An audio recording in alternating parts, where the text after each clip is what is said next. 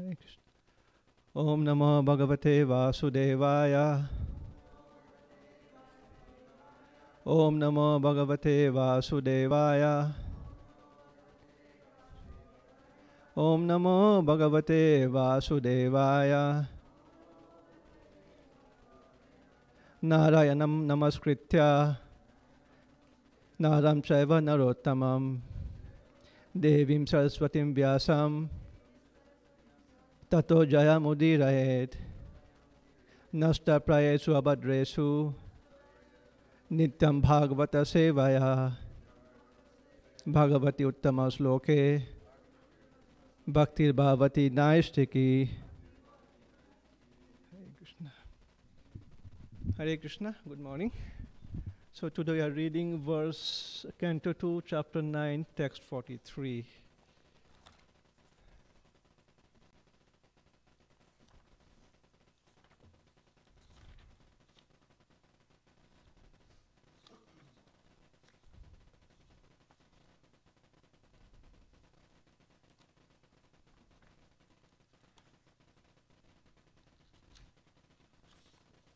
Please repeat after me. tuṣṭaṁ, niśāmya, pitaram, lokānām, prapitāmaham, devarṣiḥ, paripapraccha, bhavān, mānupṛcchati. tuṣṭaṁ niśāmya pitaram, lokānām prapitāmaham, devarṣiḥ paripapraccha, bhavān mānupṛcchati. tuṣṭaṁ niśāmya pitaram, lokānām prapitāmaham, devarṣiḥ paripapraccha, bhavān mānupṛcchati. tuṣṭaṁ niśāmya pitaram, lokānām prapitāmaham, devarṣiḥ paripapraccha, bhavān mānupṛcchati. Anyone want to repeat?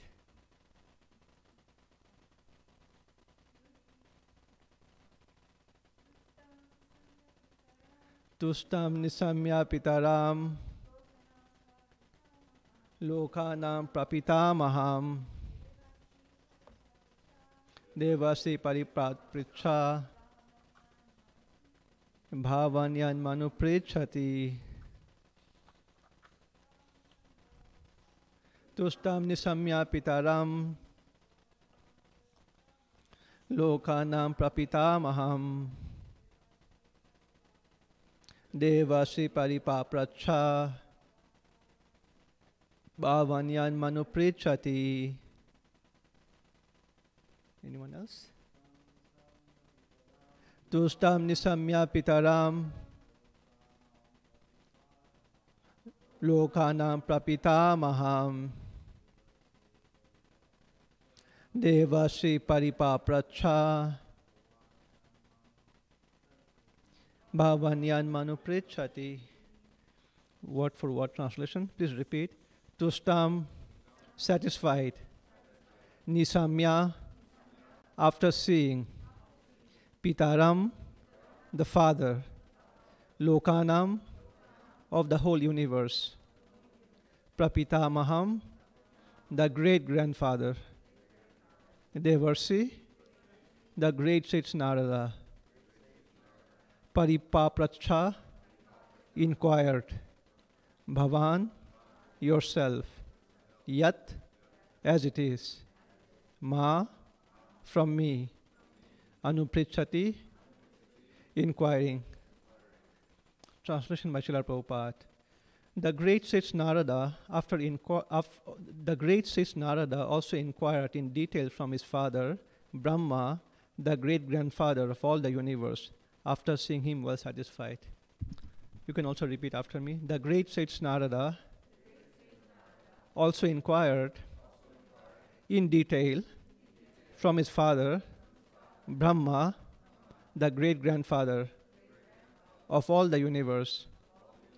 After seeing him, well satisfied. Purport by Srila Prabhupada, and I'm going to read this quickly. The process of understanding spiritual or transcendental knowledge from the realized person is not exactly like asking an ordinary question from the schoolmaster. The schoolmasters in the modern days are paid agents for giving some information. But the spiritual master is not a paid agent, nor can he impart instruction without being authorized. In the Bhagavad-gītā 4:34, the process of understanding transcendental knowledge is directed as follows. Tad vidhi pranipatena pariprasnena sevaya upadekshyanti te jnanam jnaninas tadvadarshina. Arjuna was advised to receive transcendental knowledge from the realized person by surrender, questions and service. Receiving transcendental knowledge is not like exchanging dollars. Such knowledge has to be received by service to the spiritual master. As Brahmaji received the knowledge directly from the Lord by satisfying him fully, similarly one has to receive the transcendental knowledge from the spiritual master by satisfying him.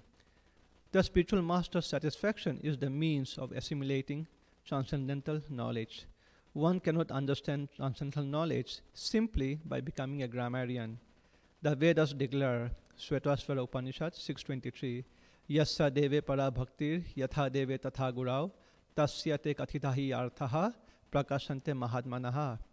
Only unto one who has unflinching devotion to the Lord and to the spiritual master does transcendental knowledge become automatically revealed. Such relationship between the disciple and the spiritual master is eternal. One who is now the disciple is the next spiritual master, and one cannot be a bona fide and authorized spiritual master unless one has been strictly obedient to his spiritual master. Brahmaji, as a disciple of the Supreme Lord, received the real knowledge and imparted it to his dear disciple Nārada. And similarly, Nārada, as spiritual master, handed over this knowledge to Vyasa and so on. Therefore, the so-called formal spiritual master and disciple are not facsimiles of Brahma and Nārada or Nārada and Vyasa. The relationship between Brahma and Nārada is reality, while the so-called formality is the relation between the cheater and cheated. It is clearly mentioned herewith that Nārada is not only well-behaved, meek and obedient, but also self-controlled. One who is not self-controlled, specifically in sex life, can become neither a disciple nor a spiritual master. One must have disciplinary training in controlling speaking, anger, the tongue, the mind, the belly, and the genitals. One who has controlled the particular senses mentioned above is called a Goswami. Without becoming a Goswami, one cannot become neither a disciple nor a spiritual master. The so-called spiritual master without sense control is certainly the cheater, and the disciple of such so-called spiritual master is the cheated. One should not think of Brahmaji as a dead grandfather, as we have experienced on this planet. He is the oldest great-grandfather, and he is still living, and Nārada is also living. The age of the inhabitants of the Brahmalok planet is mentioned in the Bhagavad-gītā. The inhabitants of this small planet, Earth, can hardly calculate even the duration of one day of Brahma. Om Ajnanatimidandasya Jnananjana Salakaya Chakrulmitam Yena Tasmai Sri Guruve Namaha. Namo Vishnupadaya Krishna Prishta Bhutale Srimate Bhaktivedanta Swaminiti Namine. Namaste Saraswati Deve Gaurvani Pracharine Nirvishesha Shunyavadi Pachata Deshatarine. Jai Shri Krishna Chaitanya Prabhu Nityananda Shri Advaita Gadadhar Shri Vasadi Gaura Bhaktavinda. Hare Krishna Krishna Krishna Hare Hare Hare Ram Ram Ram Hare Hare. Mukam Karodi Vachalam Pangum Lankahtegrim Yatkripatamaham Vandesi Gurum Dinataranam. Hare Krishna. So this particular verse and the purport, Srila Prabhupada talks about the relationship between a spiritual master and a disciple, and he's comparing that to the relationship between a teacher and a student in the material world. He contrasts both of them. At the same time, Srila Prabhupada also mentions what are the qualifications needed to become a very good bona fide spiritual master as well as a disciple.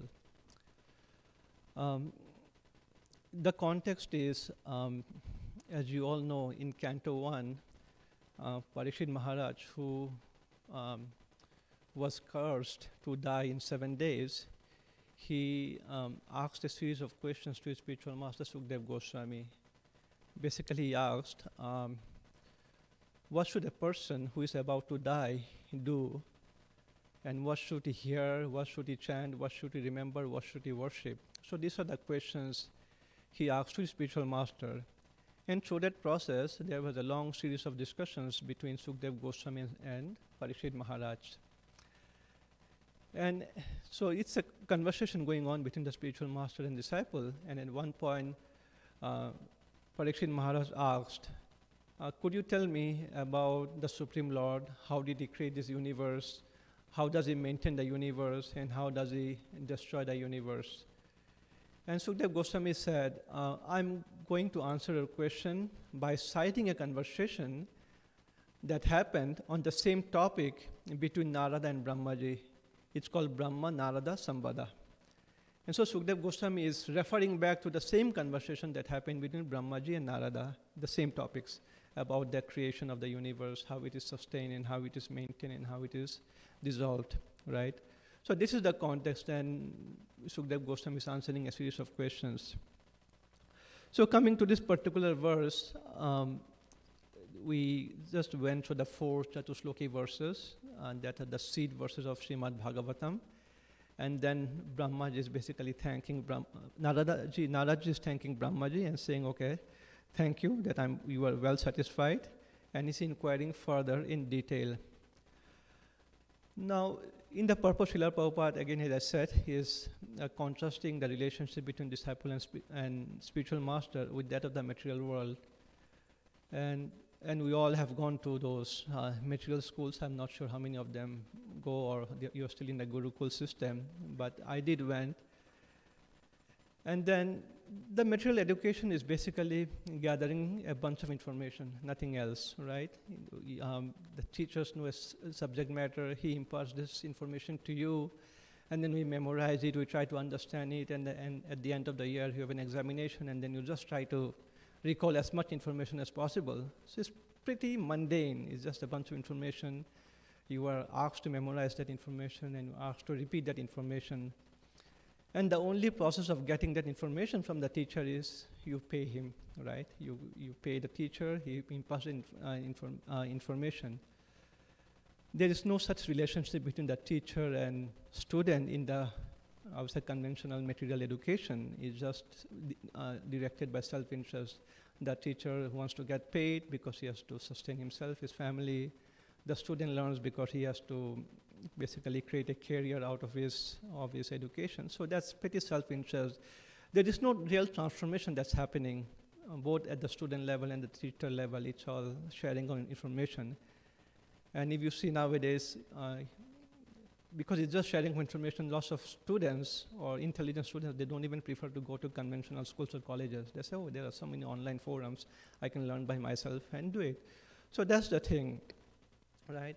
But on the other hand, if you look at the spiritual education, it's not about information, it's about transformation.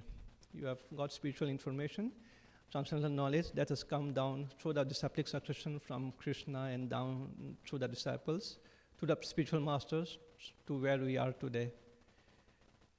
In the material world, the only, I would say, remuneration that you have to give is you have to pay so that you get that knowledge.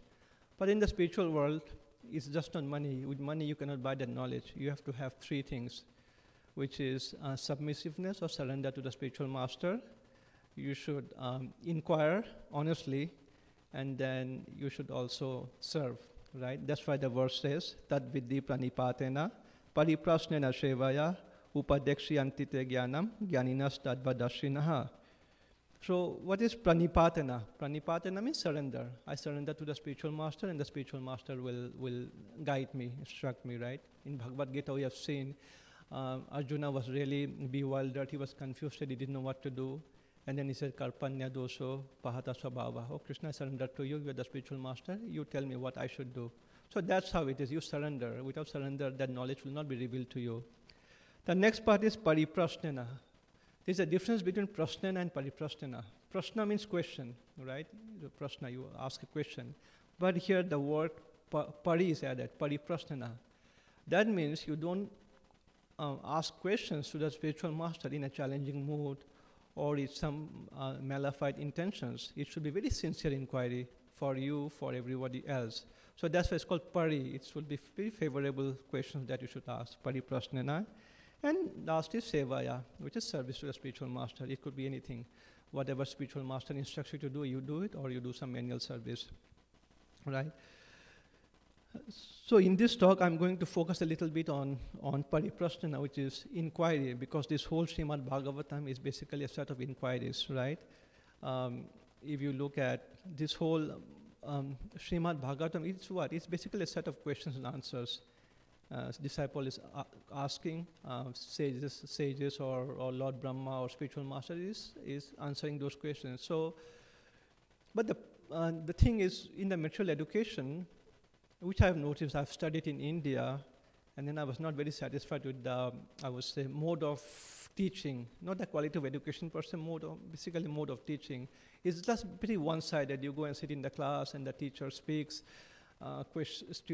students hardly raise a question, and then it's just one-way information that is being shared. And I was pretty disappointed with that. Maybe I thought, okay, let me go to the United States, and then maybe the quality of education would be better. So I came here, and even though it's better because here in the US, you are encouraged to participate more in the class. There should be group discussion. It's very interactive, the education. It's better, but one thing that I really realized is that what we are not doing anywhere, whether in Eastern education system or Western education system, is asking intelligent questions. Nobody is asking intelligent questions. It's just basically talking, you know. But if you read Srimad Bhagavatam and Bhagavad-gītā, it's all about asking very intelligent questions, right? And as a culture, as a generation, we have lost that habit of asking really good questions, right?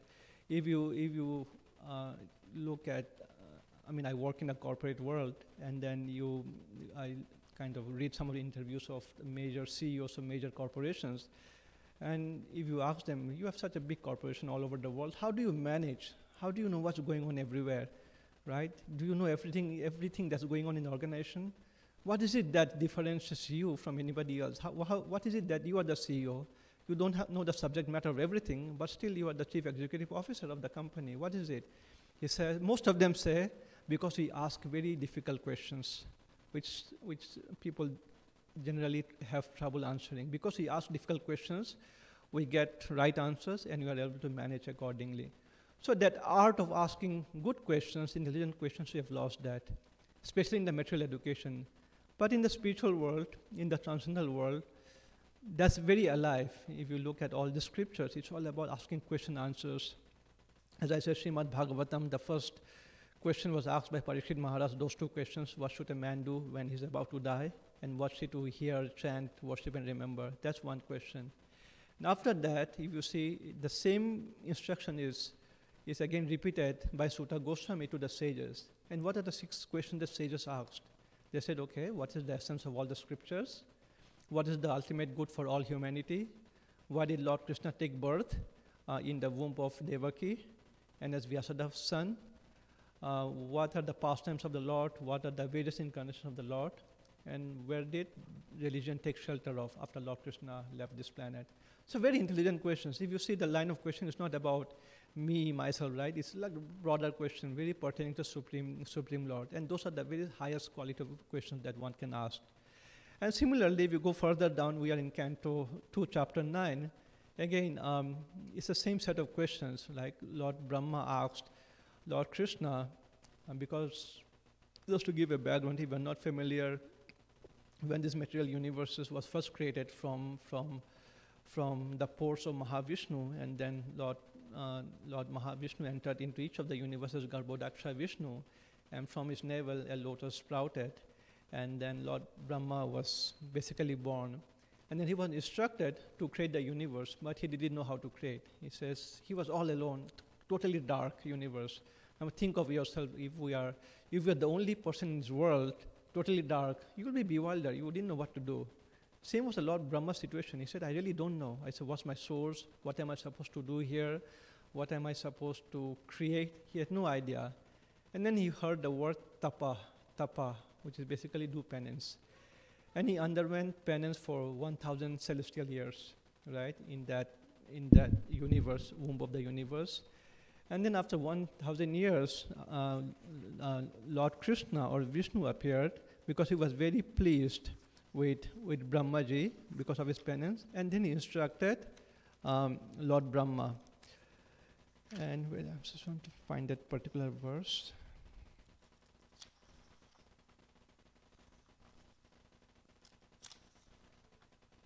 Okay, never mind. So when Lord Krishna appeared, and Brahmaji asked, again, 4 questions, very intelligent questions. He said, could you tell me about your forms, your transcendental form? All right, that's the first set of questions he asked. And the second set of questions he asked is, could you tell me about the energies? What are your spiritual energy and material energy? And the third question he asked is, could you tell me about your activities? What are your activities? And the fourth question is, please bestow your mercy on me so that I can create this universe.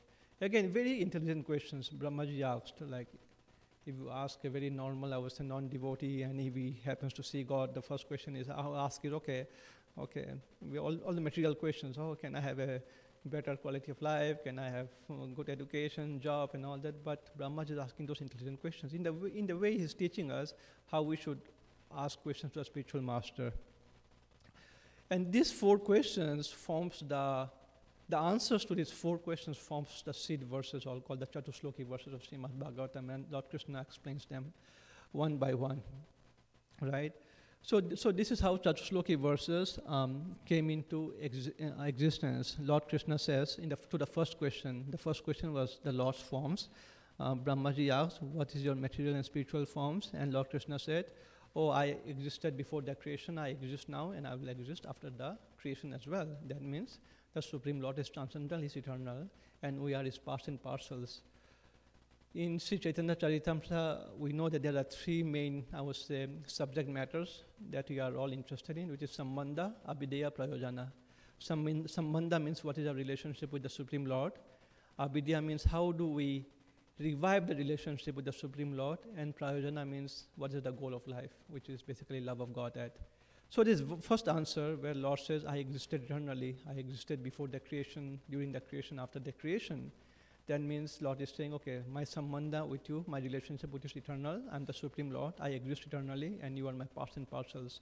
So this is how the acharyas answer these questions. They are giving more insight into each of these answers. So that's about the Lord's form. He's a transcendental form, he's always existing. The next question Brahmaji asked was, what are your energies, your spiritual energy and material energy?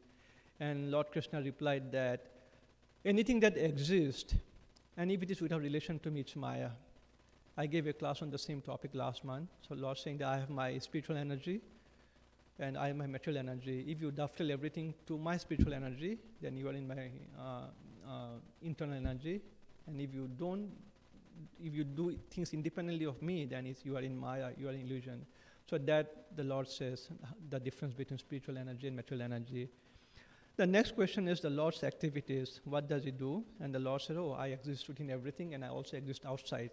I'm all pervading. So that's the Lord's activities. And finally, Lord Brahmaji asks, please bestow your mercy so that I can understand how to create this universe. And the Lord bestows His mercy.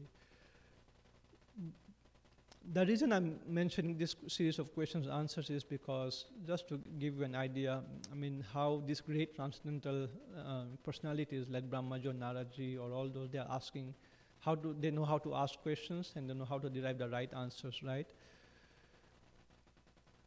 Now in our tradition, as we are practicing devotees, we strictly follow Shravanam, Kirtanam, right? We hear, we listen, we chant, all those 9 processes of bhakti. And what happens is, first of all, most of us, just me, sometimes I don't ask questions, or if I ask questions, they are not really questions that are very transformative in nature. It's very like a set of information.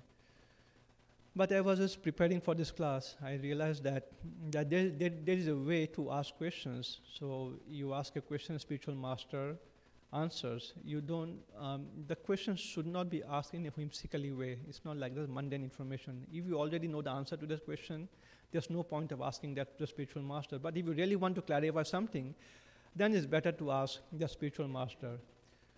So when you make inquiries and then we receive the answer, response, we hear, that's called shravanam. And most of us, most of the devotees, non-devotees, we just stop there. Okay, I asked a question, I received an answer, that's it. We don't work on that answer, right? But our shastras say that actually there are 4 steps. First is shravanam, you hear. Just like you hear in a class, you're sitting here, shravanam, you hear. Next thing is mananam. Mananam means you recall, try to recall, what did my spiritual master say? What did I hear in the class? Right? What did I hear in Srila Prabhupada's lecture? That's mananam, try to recall. And the next thing is nididhyasanam. Nididhyasanam means contemplating how I can apply that information or knowledge in my practical life, right? Because it's just not about receiving knowledge, it's about applying in my day-to-day life. How can I become a better person? How can I become a better devotee? How can I serve Krishna better? How can I be a faithful servant to Srila Prabhupada? Those are the kind of questions we should be asking ourselves. And then based on that, we should reflect on what we heard and how to apply. And the last part is vandanam, means realization. So there is shravanam, mananam, nididhyasanam, and vandanam. And if you look at Srila Prabhupada's life and his pastimes, these 4 aspects are very clearly visible. So when Srila Prabhupada first met his spiritual master, his Divine Grace Bhaktisiddhanta Saraswati Thakur, it was 1922. And Srila Prabhupada was born in 1896. That means at the age of 26, he first met his spiritual master. And in the very first meeting, my spiritual master said, why don't you go to the West and preach to the English-speaking world? That's the first instruction. Srila Prabhupada just heard, but at that time he didn't even, I don't think he took it very seriously or he didn't know how to do. But for the next 40, 45 years, he just tried to remember that instruction, he tried to recall, he tried to basically contemplate how to make that instruction come true. So he basically practiced Shravanam, Mananam, Nididhyasanam for the next 40 years because he came to US in 1965 and he heard this instruction in 1922. That means for good 43 years, Srila Prabhupada just meditated on that one instruction. How do I fulfill the desire of the spiritual master? How do I go to the West? How should I preach to the English-speaking world? What book should I write? All those, he really meditated on it. So that's how it is. You hear one thing and you just try to see how you can implement. And then there is the vandanam part, basically praying for realization. And there is a very nice pastime of that as I was doing research on this. So in 1980, in Sri Mayapur, one day in 1980, a priest is from Advaita Bhavan, which is the Advaita house in Shantipur.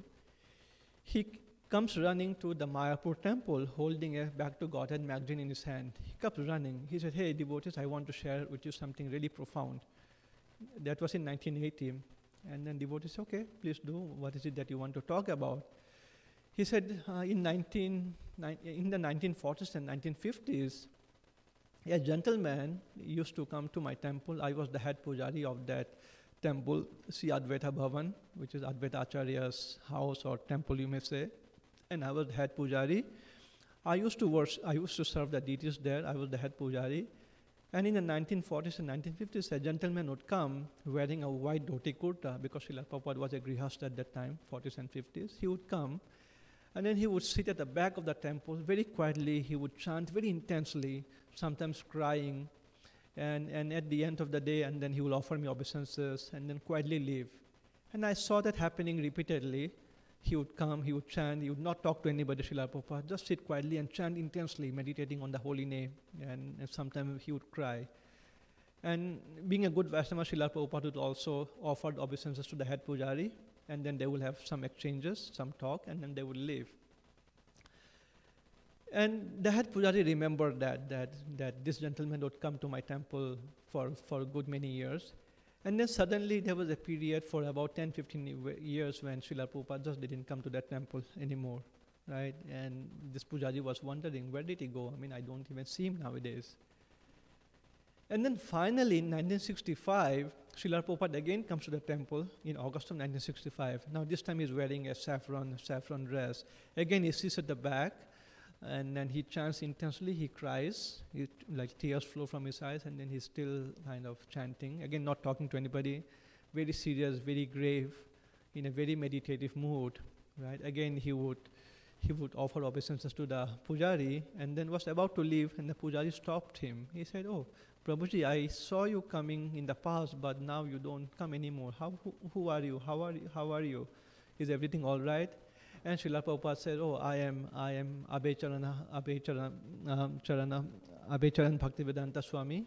I'm the disciple of His Divine Grace, Srila Bhaktisiddhanta Saraswati Thakur.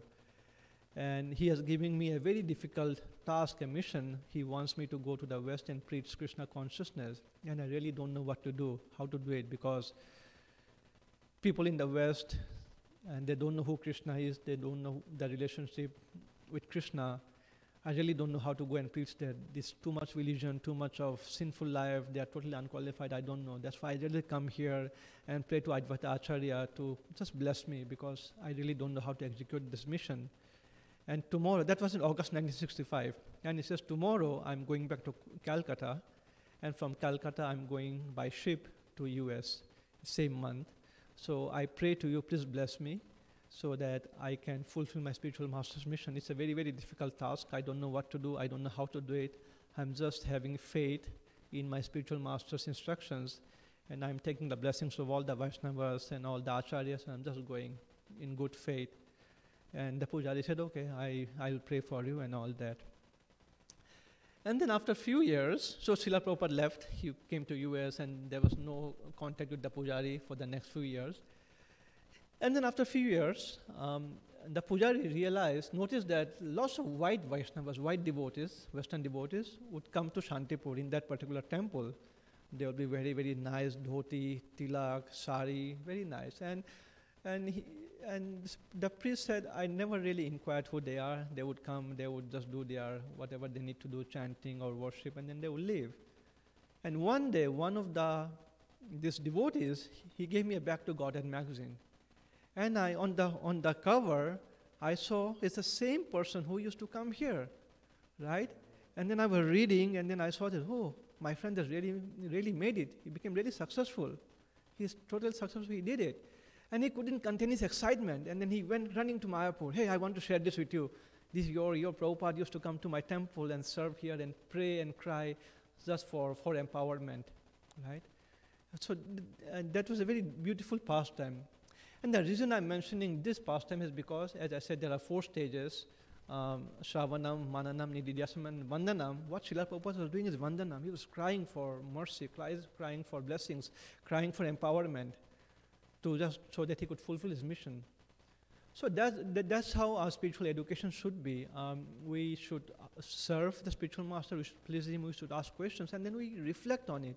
We just not that we hear it and then we forget it. Okay, done. And then I got nice association of a spiritual master or nice association of a very senior Vaishnavas. No, we should work on that.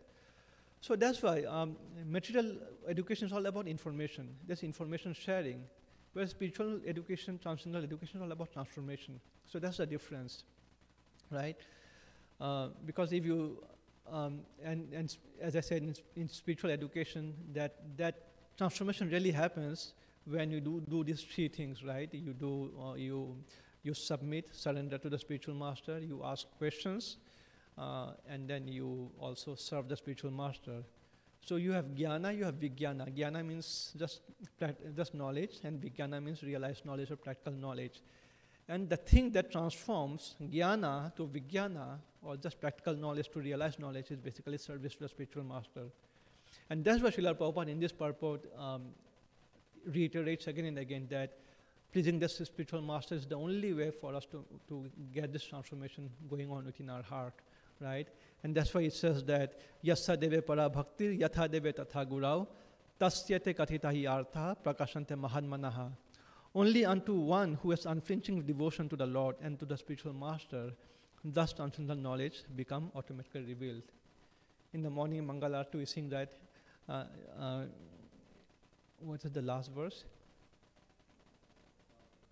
Yes, prasadana gati kutopi. So by pleasing the spiritual master, we please Krishna, and when Krishna is pleased, spiritual master is also pleased. So that's the real key to getting transformation, so transcendental knowledge.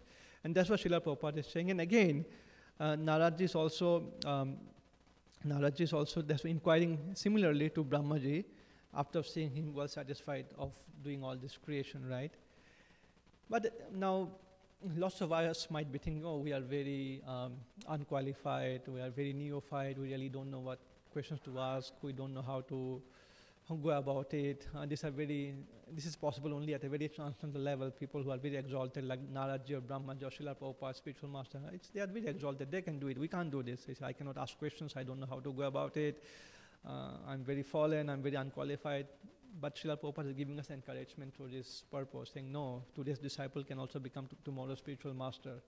And the only qualification, he says that you should vacho vegam, manasa krodha vegam, jiva vegam, udaro pasto vegam, etan vishamya vishaheta dera, sarvam apimam prithivim sasisya. Srila Prabhupada is saying that one who has the ability to control the urge of the tongue, vacho vegam, the actions of anger, and jiva vegam, vacho vegam, manasa krodha vegam, your mind, you can control the mind, and you control your tongue, belly and genitals. When you do these 6 things, then you are very self-controlled, you are Goswami. And when you are totally self-controlled, where you are not controlled by senses anymore, you are in total control of the senses, then you can really assimilate this information and combine that with chanting of the holy name, Hare Krishna, Krishna Krishna, Hare Hare, Hare Ram, Ram Ram, Hare Hare.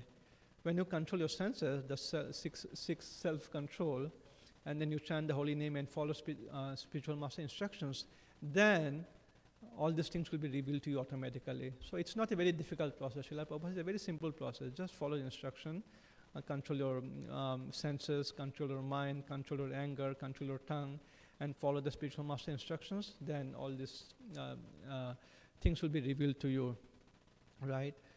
And so these are the two things that Srila Prabhupada mentioned in the purport: the relationship between spiritual master and disciple, how we should approach spiritual master, what set of questions we should ask, and how we implement those answers or instructions of the spiritual master. That's one part of the purport. Another purport is how do you become qualified to become a good disciple or to become a good spiritual master. Mahaprabhu says, "Jare dekho tara goho Krishna upadesh, amar agya guru hoya taro eides."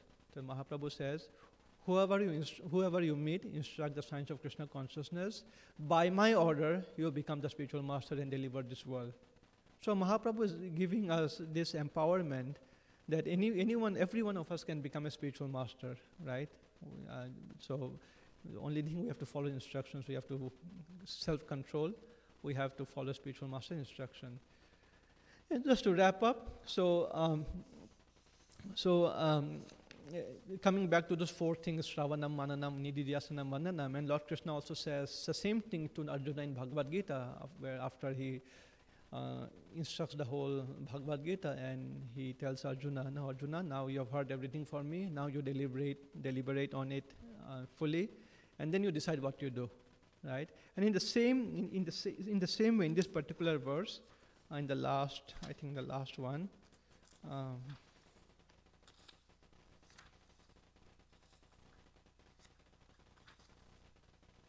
Lord Krishna says, tells Brahmā after he instructs the Chatushloki and everything. Lord Krishna tells Brahmā, "Oh Brahmā, just follow this conclusion by fixed concentration of mind, and no pride will disturb you, neither in the partial nor in the final devastation."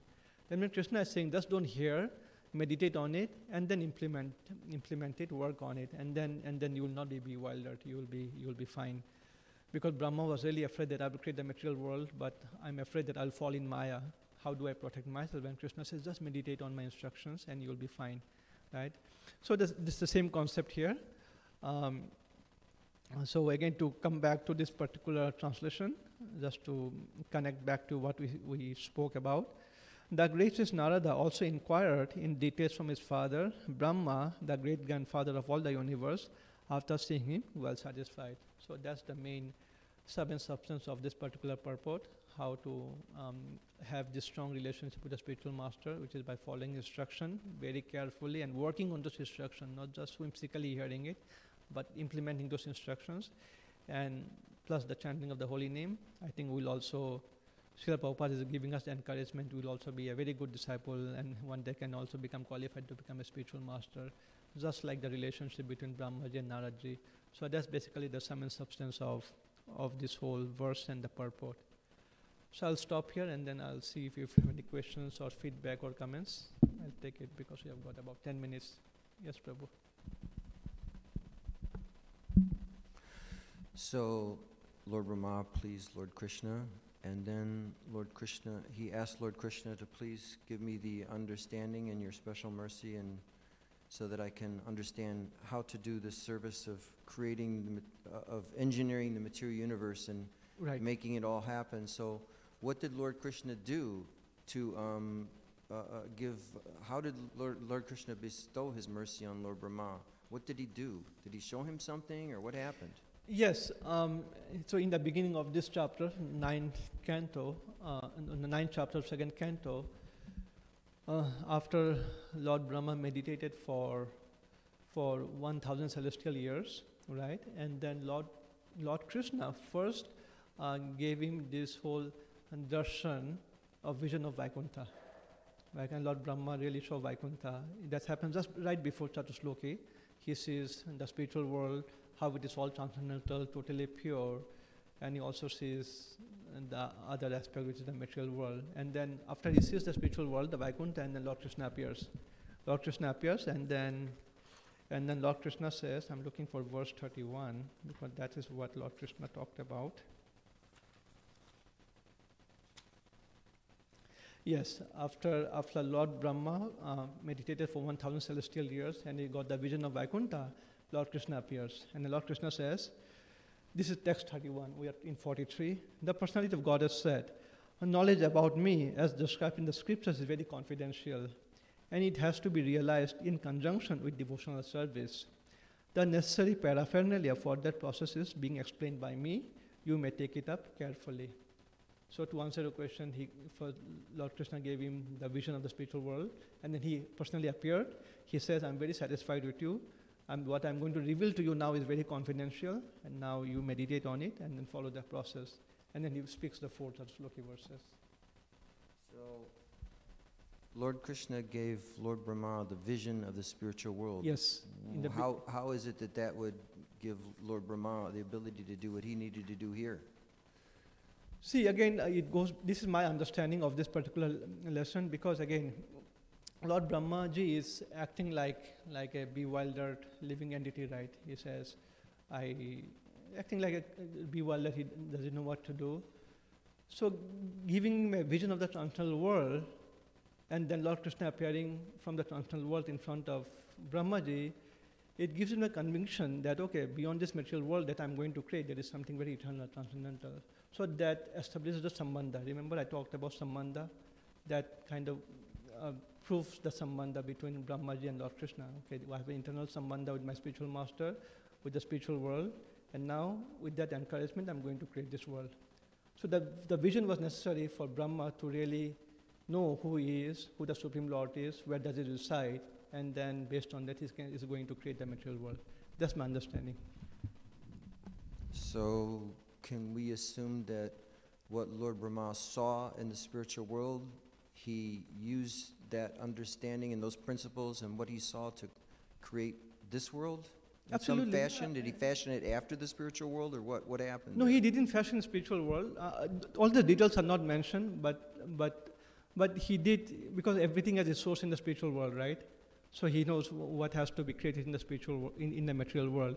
And the same vision, if you see in the first canto, the same vision was also revealed to Vyasadeva when Vyasadeva was trying to write Srimad Bhagavatam, when he wrote those all the different scriptures, and he was still not satisfied.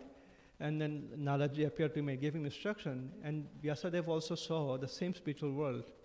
The same vision was given to Vyasadeva, and based on that he could write Srimad Bhagavatam, and then which we follow.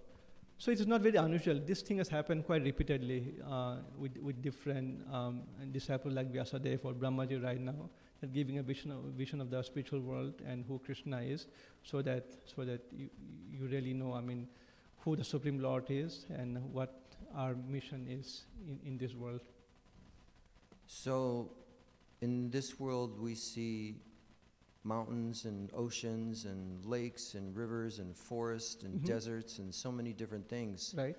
Do those same things exist in the spiritual world? And Yes. if they do, what's the difference? They are transcendental, they are conscious. The only thing difference between, so it's Prakriti, right? We have also the Prakriti here, which is the material nature. There is also the nature here. But over there in spiritual world, it's all conscious. The mountain is conscious, the trees are conscious, the stone is conscious, everything is conscious. Whereas in this material world, those things are not conscious, but they do exist. Everything exists in spiritual world. They are conscious. In this world, the processes of creation, movements of the earth, earthquakes, tsunamis, and so many different things fashion our landscapes. What fashions the landscapes in the spiritual world? That I don't know. That I don't know. It's all. What's that?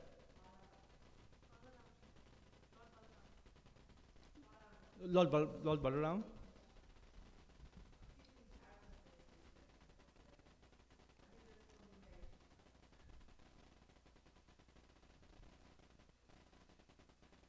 It's hard to say because the spiritual world is eternally existing, right? It always existed. How Lord Krishna created, I really don't know. We have only information about the creation of the material world. We have no information about the creation of the spiritual world because it always existed. We don't know. I think, as I said, they are all conscious, so I think maybe they just self-manifest in order to serve Krishna. That's one understanding. Anyway, the processes of creation, maintenance, and annihilation are not the same there as they are here. The creation, maintenance, and destruction exist here, not in the spiritual world. They are always existing. They always exist. It's always expanding the spiritual world. So there is no creation, there is no destruction, there is no maintenance. They are always eternal, spiritual world. That's the difference.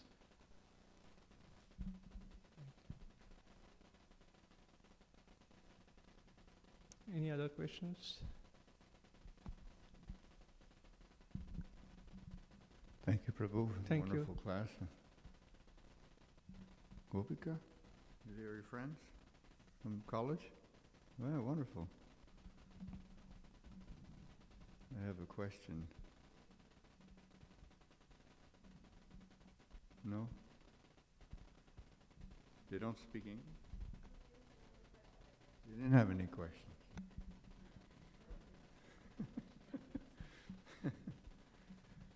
All right, I have a question. In the beginning of Parikshit Maharaj's, before his encounter with Sukadeva Goswami, Right. one of the verse mentions that one of the impetus to find the spiritual master was a fear of death. Fear of death? Fear of death. He makes that statement. I don't remember which verse. Now, and we know that the fear of death, or the understanding our predicament, birth, disease, old age, death, is a component of knowledge. Right. In the Bhagavad-gītā is mentioned, right?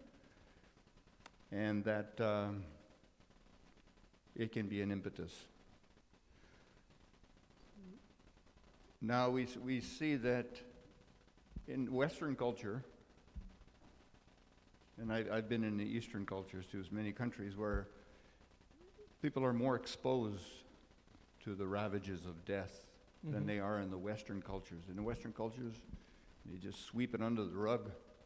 You know, you don't see someone dying, the ambulance is there, and so people are not so exposed to it. And whereas in other countries, they may be more so. One of the responses to those miseries is, like in the West, for example, okay, well, we're going to sugarcoat the whole thing. So we try to avoid death. There's denial, and there's even the pursuit of living even within these bodies eternally. You know, they put people into freezers and think that maybe going to be able to revive the bodies. The other approach, people come to the conclusion that or lose hope and everything. You know, defeatism, Mm-hmm. right? So these are kind of the two approaches. One, denial, and another, and turn to sense gratification. And another one is just defeated, and which can lead to whatever, suicides and atheism. And so what is, the question now is, what is the proper